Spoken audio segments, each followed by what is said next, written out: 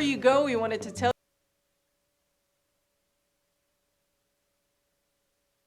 maybe. Welcome to another episode of Board Games Beyond, where we talk about what's new in the board gaming industry.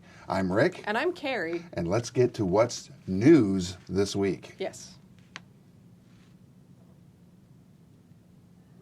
Tell you about our new book.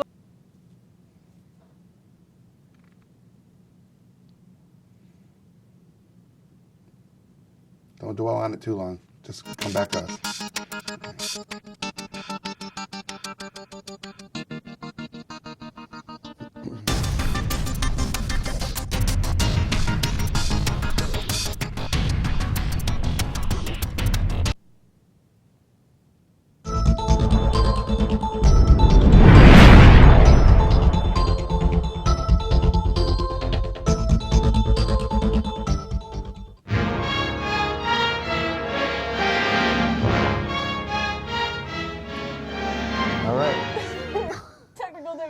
Going on this week, folks. Earlier today, I mentioned during building character that there are gremlins in the house. Yeah. Maybe they're still here. I feel like they've returned. In any case, there's a lot happening in the news this week, starting with the announcement of Starfinder Armory. Yeah, I'm pretty excited about that. As a fan of role-playing games and Starfinder by Paizo, to have a whole book dedicated just to weapons is pretty slick. Pretty cool. So this is a directory of all of the futuristic equipment you will be finding, as well as tons of adventuring gear for the Starfinder role-playing game from Paizo, including weapons, armor, augmentations, technological items, magic items, vehicles, and more. There's a lot. A lot. It's crazy. This is a must-have companion volume to the Starfinder core rulebook, and with this galactic inventory of inventive gadgets and gears, you'll always have exactly what you need to explore new and wonderful worlds and adventure. Yes, absolutely. Yeah. So yeah, definitely check this out. Obviously, Pathfinder is extremely popular, but for those who enjoy a little bit of science fiction rather than fantasy, definitely check out Starfinder if you have not yet done so. And you can find all that over at paizo.com. Yep. Next, we have Fireside Games has their International Castle Panic Day coming Their up. third annual. What? So this started off as sort of a joke, a funny way of celebrating this silly holiday. So it's basically the celebration of Castle Panic. Which is a really fun game. And they have other versions of Castle Panic-esque things like Star Trek Panic and stuff like that. So if you're a fan of the Castle Panic genre, this is a great event to be a part of. You can find out more at firesidegames.com/third-annual-international-panic-day, or just go to firesidegames.com and get all the information. It's probably tagged right there. Yep. So what's next? Boy, Dominaria has been pretty big for Wizards and for Magic the Gathering, and they have announced that it's sort of bridging the gap between card games and the rest of the tabletop industry, because now we are getting a tabletop strategy game called Heroes of Dominaria, designed by Wizards of the Coast, published by WizKids, set in the world of Dominaria. Okay, so I actually have played this already. They had this as a beta copy or an alpha test. It was at Gamma this year, and you could sit down and you could play it. And Cannon, who watches Penny Happy Little Minis, was at Gamma, and we sat down, we played it, and it was pretty fun. As you build into the game, you start to see the familiar Magic-esque mechanics. Okay. The only thing that doesn't really occur is wizard battles. Okay. Which is kind of interesting. All the planeswalkers that the characters play are on the same level playing field. Interesting. There's no like blue who does like control or red that does fire. Any of that. It's just level playing field. Level playing field, like most like Euro games would start. Right. So very cool. So that comes out in July. However, there are a number of opportunities coming up to basically play test the game before it releases. So head to magic.wizards.com for more information on that. So that'll be really cool. I mean, I feel like there are so many people out there who are only familiar with card games, and probably specifically with Magic the Gathering. Sure. So this might be exactly the sort of bridging the gap kind of game that long-term Magic players need in order to sort of make that jump into Eurogaming and more or just board games. Board games. And as they see the familiarization of the mechanics in the game, it gives them that familiar feel, makes it a comfortable experience for them. Right. So I can see that being a case. What's probably going to be happening in regards to being able to play it early will be the game itself. The demo copies are probably out there at your local game stores, or very select game stores. Yes. So you can have an opportunity to check it out and see if you want to add it to your collection. Before we head to the last on our actual typed bullet list here, while we're on the topic of Wizards of the Coast, this is news that was just sent to me before the show, so I want to talk about it.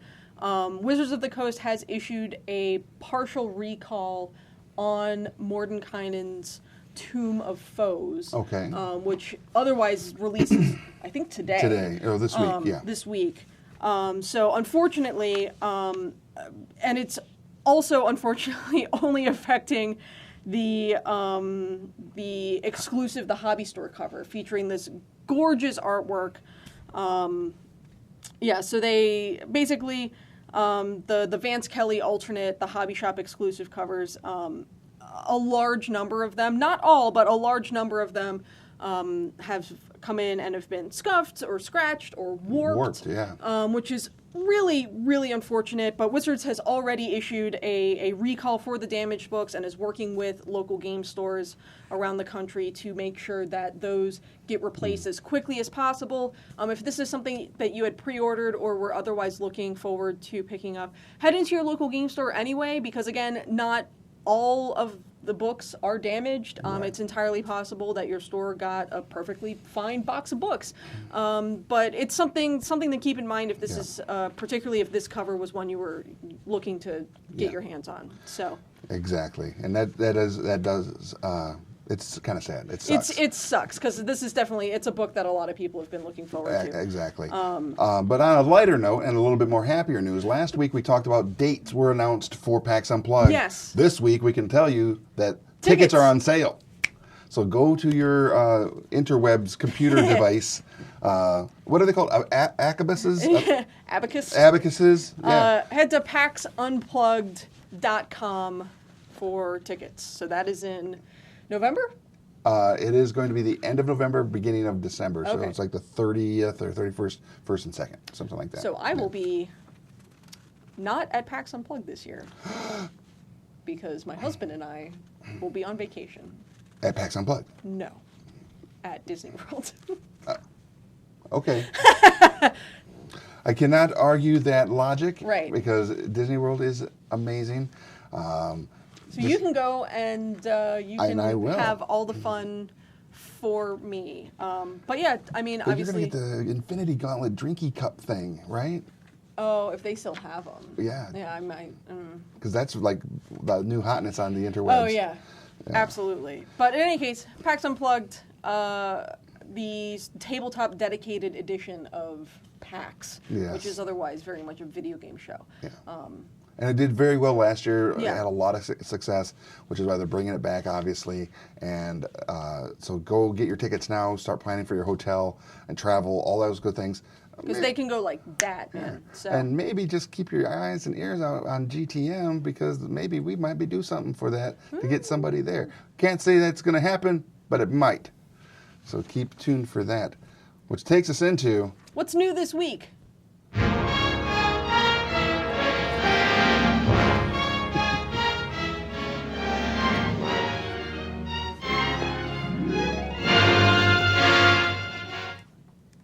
A few things. There's a lot new this week. There really is. But first off, as far as what we're talking about, is Faye from Z-Man Games.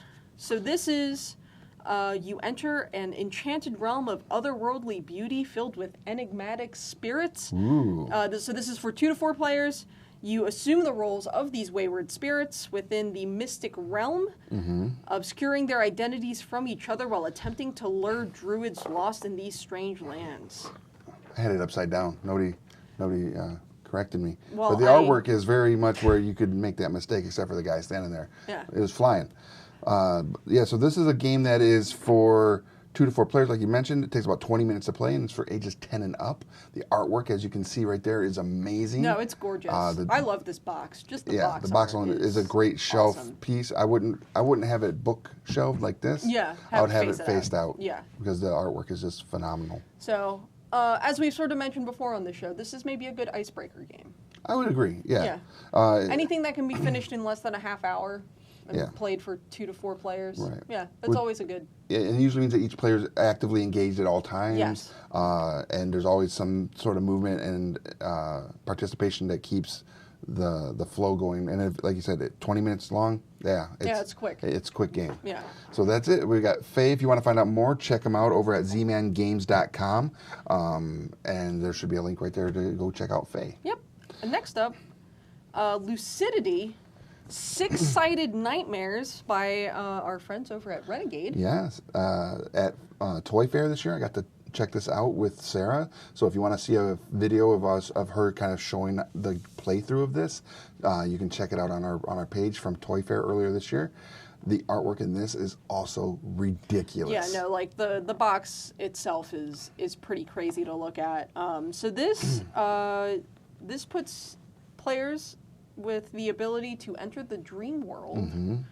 And in the dream world is hallucinations and monsters. Yeah, and delightful. There's some things you can do that where you either are managing your hallucinations and stuff, but you can kind of fracture and become a nightmare. Yeah. And then you start messing with your other players. Yeah, which is a path that some people probably would enjoy is, all right, I'm going to try to fracture or change to a nightmare as quickly as possible so that I can win by destroying the other opponents. Right. So it's really cool. It's got a lot of cool little like bits and pieces to it.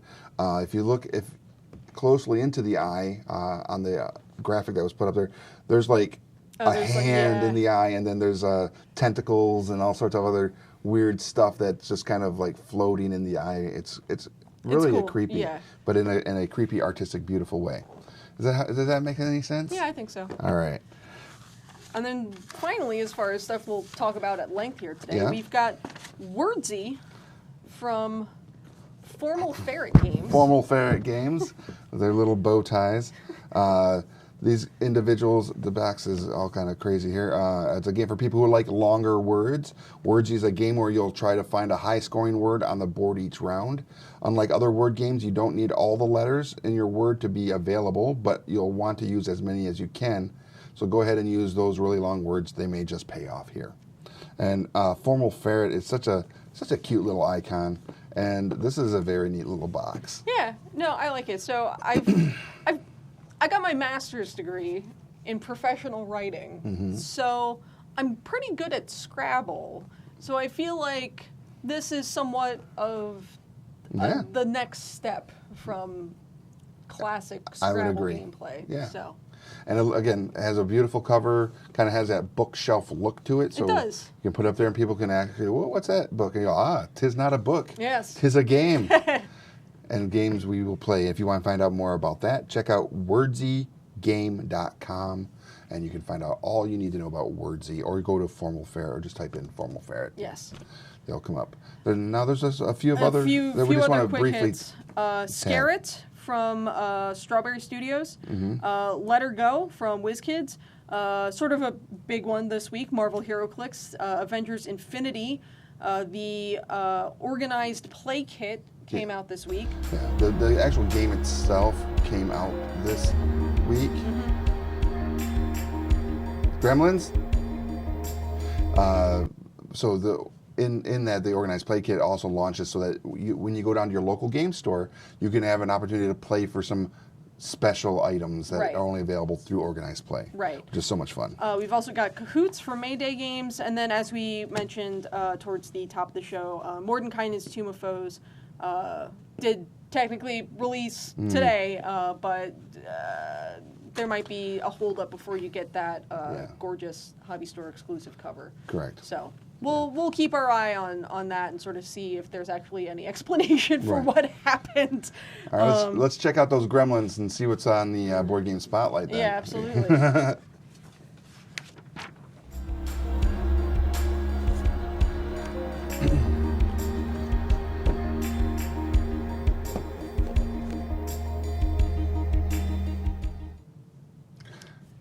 Hive Mind. It is by Calliope Games. Hive Mind is our board game spotlight this week.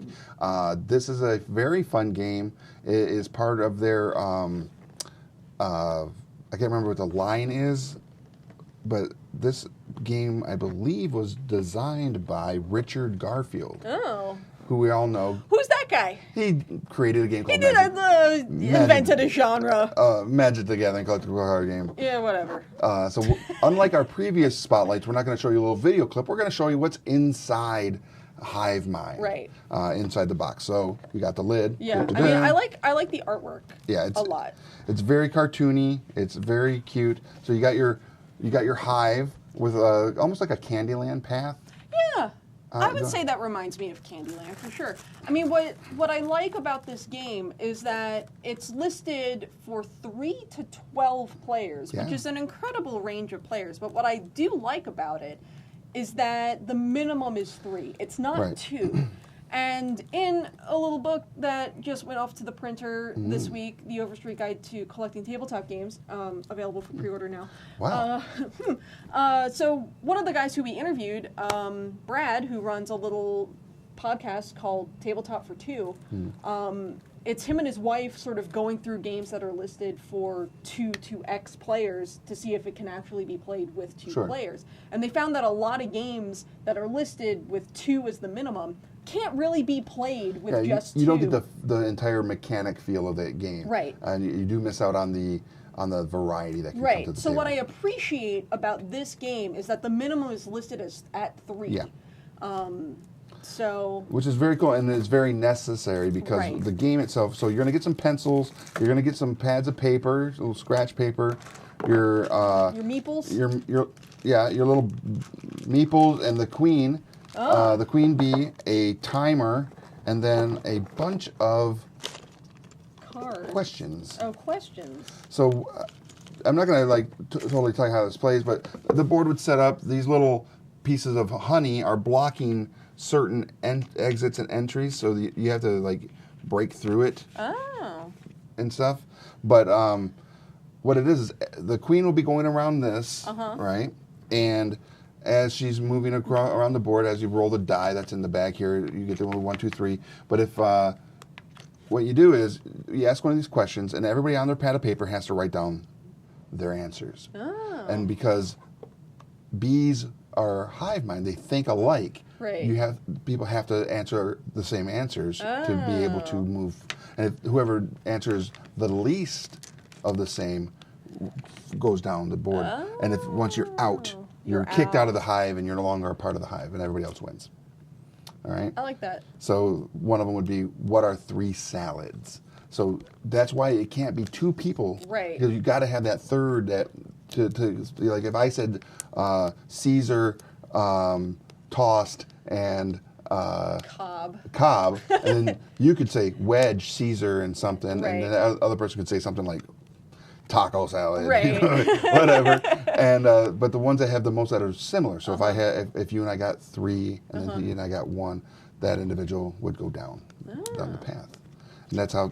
And that's in a nutshell. But if you want to see how this is played, go back to the beginning of Game Trade Media's videos, because we played this at the very first Alliance open house we attended 2 years ago. Wow. With the publisher. Okay. And some others. It's a very funny video. Yeah. Definitely. This is super cool. This is definitely one. Again, this is a good all ages. The questions that are being asked are not SAT questions. Yeah, and it's very subjective because they want to see, if you're playing with somebody, 3 people from 3 different generations. Right. The answers are going to be significantly different for the most part. Like if you say, 3 things that a cat burglar would take. Right. You know, and someone's in their, you know, in their 50s or 60s, they're gonna be like, well, they're gonna take my little spicy thing, or whatever. Right. Or, they're gonna take my Werther's candies. You know, who knows what they're gonna say. But if you watch the video, you'll kind of see what I'm talking about, because Ray, who is the president of Calliope, some of his answers were very old-timey, and it was noticeable. And He was dating himself a little bit. Yeah, but it made for a lot of fun. That's good. You know, like when it says name 4 country music artists, and he's over like, you know, Hank Williams. Yeah, I was going to say. Like, what about Hank Williams the third? Hank Williams Jr. the third, and or Garth Brooks, or you know, even that would be kind of dating myself, because you know, but I don't listen to country. So many. I can't name really anybody. Or 4 superheroes that wear capes. Okay. You know, something like that. Right. Or have blue in their costume, something like that. Yeah. There's all sorts of different questions that could be asked, and because it is such a subjective thing, it makes it so much fun to hear what other people are going to say. Right. Because it really lets you know that we don't think alike. We don't see things through the same eyes. Right. We are, as a human race, are definitely not hive-mindy. Right. No. So, but it's so much fun. So go to your local game store. This is actually an evergreen game. Yeah, you know, this absolutely. is a game that you can that is enjoyable forever. Yes. And it should be available forever on the shelf at a local game store. So go check it out.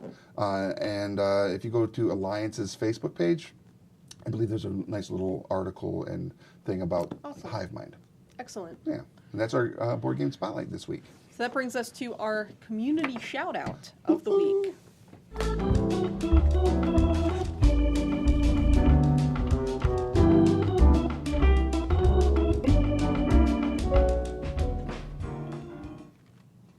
All right, so let's talk about what's going on in the community and say hi to all of our friends and out there doing all the cool things. But before we do that, I believe you have somebody you want to talk about. Oh, yeah. I was going to save it toward the end, but we can talk about them now. Let's just say it now. Yeah, right now. I wanted to give a quick personal little community shout out to my pals Tim and Steph, who I've been playing Dungeons and Dragons with. Nice. They are in my current D&D group. Steph is our DM. She's very good at it. And nice. Tim is our questionable rogue. I wanted to As say all rogues are. Rogue. So yeah, they got married this past weekend up in Jersey. It was really a gorgeous wedding. It was really nice. They added some super nerdy touches. All of the groomsmen had little lapel pins with different, basically signifying their class within the party. So Tim had a sword. Nice. And then other members of the party had a shield and a bow and arrow and like a lute for the bard and staff, said. It was really cool, and it was just a lot of fun. So I hope that they are having so much fun on their honeymoon. They're in Miami, and nice. the weather seems delightful down there, while it is dreary as heck outside for us right now. Right. So congratulations to Tim and Steph, and I will see you guys next week when you're back for D&D.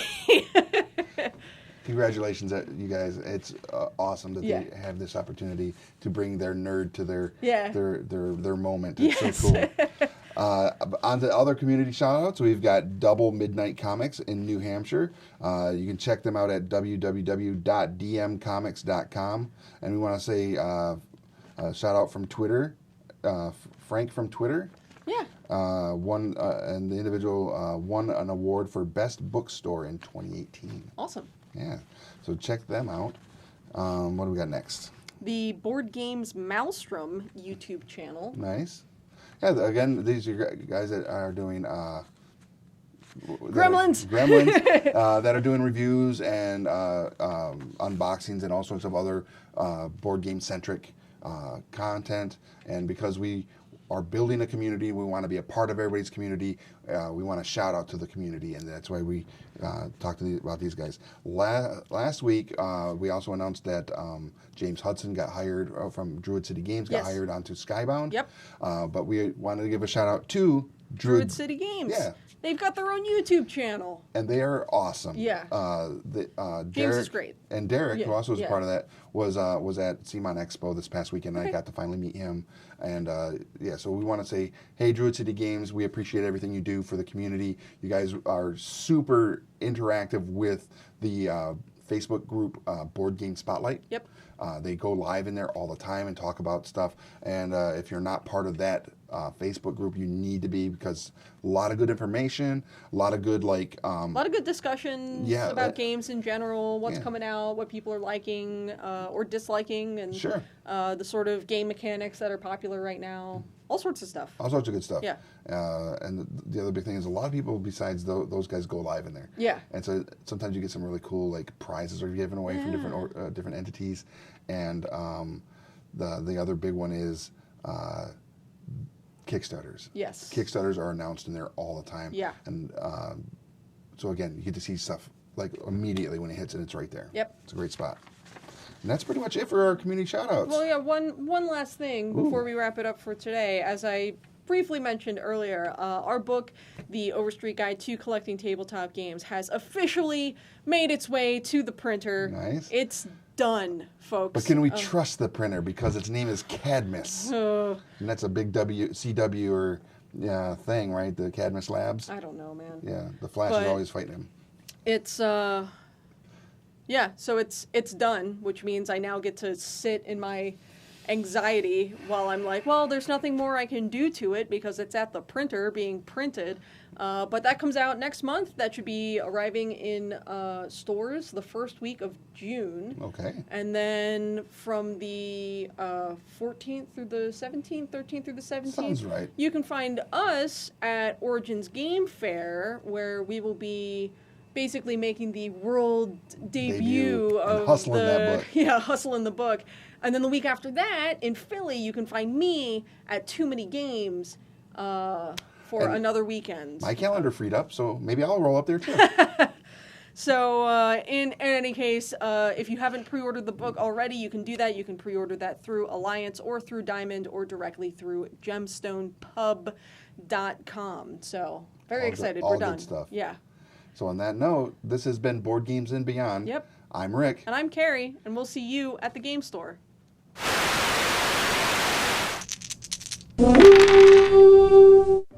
Hey guys, thanks for watching Game Trade Media. Before you go, we wanted to tell you about our new book, The Overstreet Guide to Collecting Tabletop Games, which is available to pre-order right now. You obviously love tabletop gaming, so do we. And this book provides a look at the history of all the different types of tabletop games, from card games like Magic the Gathering to role-playing adventures like Dungeons & Dragons, to the most classic of board games like Clue or The Game of Life. Right. We've also got interviews with a lot of industry veterans like Peter Adkison and influencers like Matt Mercer, plus discussions with collectors and gamers of all kinds. The book also discusses the impact of crowdfunding on the industry and looks into why board gaming is experiencing such a boom right now. We put a lot of love, a ton as a matter of fact, into this book, and we like to think that it provides a perfect snapshot of what makes tabletop gaming and the tabletop community so great.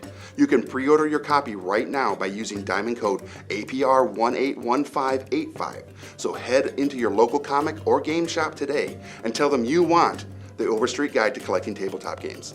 Thanks for watching Board Games and Beyond. If you liked it, leave a like and a comment below, and make sure to subscribe so you don't miss any new content.